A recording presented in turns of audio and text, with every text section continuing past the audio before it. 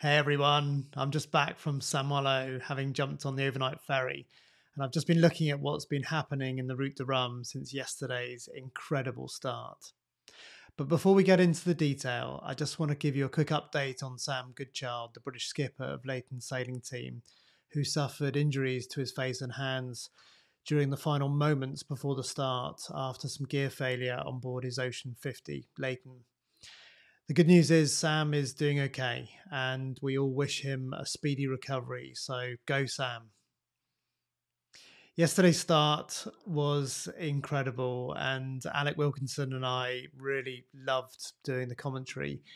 And I recommend you go to YouTube and watch it.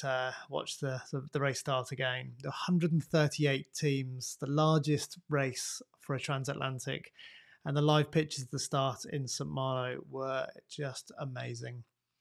Now, several boats were over the line early, including race favourites in the all-team class, Edmund de Rothschild, skippered by Charles Caudrelier, and also Jan Rishom in the Class 40 was also over in his Class 40 Paprec Akir. Being over the line at the start means a 4-hour penalty, which has to be taken within the first 48 hours. So let's have a quick look at the final minute before the start and just remind ourselves what happened yesterday. So now the tension is really building on board the start line.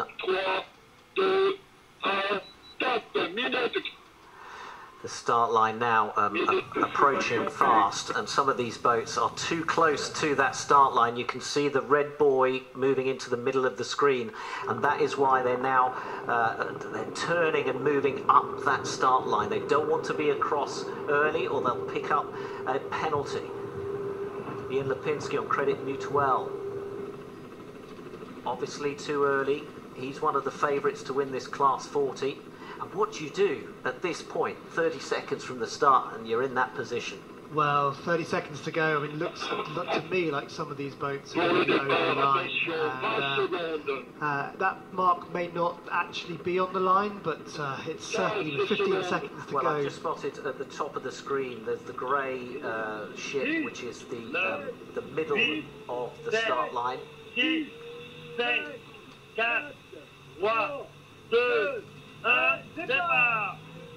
The Route de Rhum 2022 is underway. A few boats over the start line early, but the majority of the fleet with a good start, and they're heading off down the channel and into the Atlantic for 3,500 miles of tough racing. It's going to be a race of two halves, really. It's going to be choppy seas and strong winds early on, and then those will subside as they head south into the warmer climates and head across towards the Caribbean. Just amazing pictures, and I loved being as part of the commentary team. It wasn't the easiest at times, and we were just had a few issues with microphones and so on. But yeah, just to see those live pictures coming in from our booth was just brilliant, absolutely brilliant. So if you're following the race tracker online, you will have seen that there are 6 classes of boat in this race, and currently the race leaders are just sort of heading into the Bay of Biscay, trying to decide where best to cross this strong weather front that is approaching from the west. It's complicated, and at this stage, different strategies are being played out. Let's have a quick look at the last 24 hours. Okay, so we're going to follow the Amoca fleet at from 2:15. And you can see immediately Charlie Dallin on Pivia going into the first night, just seemingly a couple of knots quicker than anybody else, and already taking a bit of a commanding lead. The fleet was sort of tacking along that French coast, probably avoiding the worst of the current. And then as they got to the TSS, there's a definite split. I'm just going to stop it there. You can see Apivia tacks inside and comes down the Brittany coast, but Louis Duc on Lantana Environment is heading north of the TSS, and it looks like 1 or 2 other boats are going with him. And this is significant as we see there's a definite split here with the race leaders opting to go down the French coast, and then this one solitary guy up to the north. Strategically, it could be a race-winning move. He's got to get through this weather front that's coming in, strong winds, big waves, potentially risky strategy. But on the other side of it, he may well pick up some northwesterlies and get a bit of a jump on the fleet. But let's just watch how it rest of the day plays out today as we come into the morning. And you can see at all times, Pivia down there in the south really going incredibly fast. It's a nice little group with my great friend Conrad Coleman up in the mid pack there, going really well, and of course Louis Duc up in the top of the screen. Really out on his own there. Risky strategy, but be interesting to see how that plays out. So the weather situation is a little unclear, and tomorrow morning I'm going to be joined by Will Harris, who's the co-skipper and weather expert for Militia Sea Explorer, the IMOCA sailing team led by Boris Herman. And we're going to try and work out what these boats are going to try and do to tackle this weather system and this front as it comes through the next few days. But let's have a quick look now at what's happening with the weather right now. Okay, so this is the ECMWF file at 1900 hours this evening.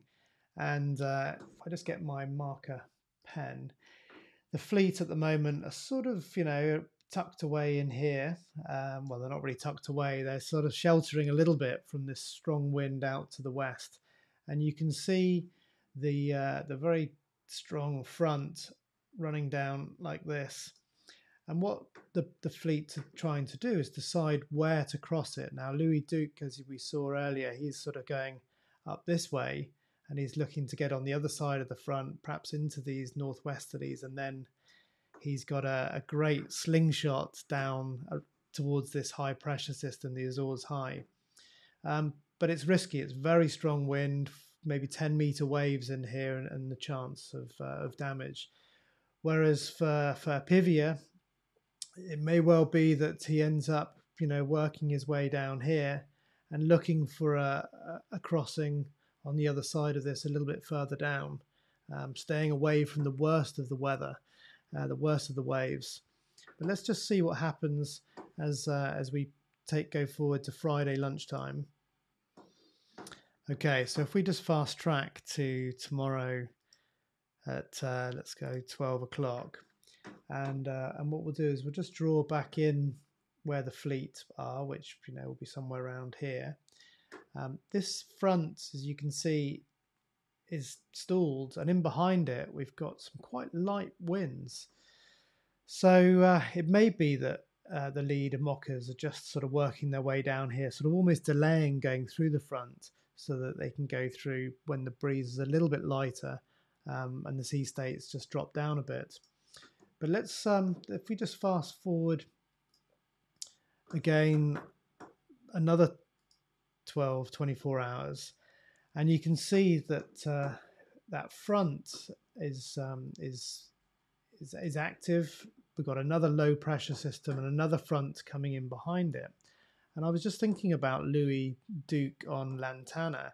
If he manages to get through these fronts, then actually he can tack behind here and slingshot himself down around this high pressure system, which could actually be an incredible race-winning move.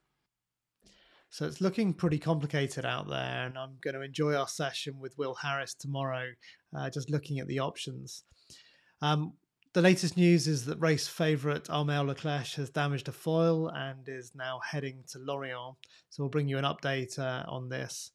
And if you want to join me for the next few days, don't forget to like and subscribe to the channel. And we'll see you on the next update. Please do feel free to leave a comment below, and I'll do my best to answer any questions. See you soon. Cheers.